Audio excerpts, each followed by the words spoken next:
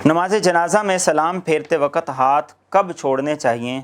हमारे यहाँ जनाजे के वक़्त एक आलिम ने मसला बयान किया और बहुत सा इख्तिलाफ़ हो गया है, वजाहत कर दें।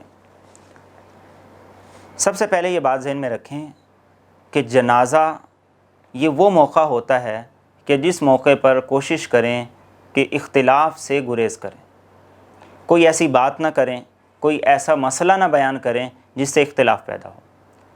नमाज जनाज़ा के बाद सलाम कब फेरा जाए, इसके बारे में 3 आरा हैं।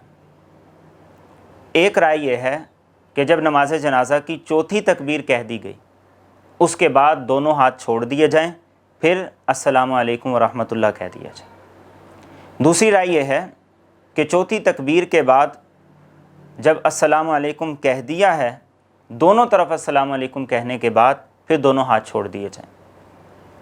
और तीसरी राय ये है कि एक तरफ अस्सलामु अलैकुम कहें तो एक तरफ हाथ छोड़ दें, और दूसरी तरफ जब अस्सलामु अलैकुम कहें तो दूसरा हाथ छोड़।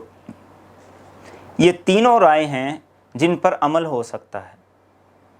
बेहतर ये है कि आप जब अस्सलामु अलैकुम व रहमतुल्लाह दोनों तरफ कह लें तो फिर हाथ छोड़ें।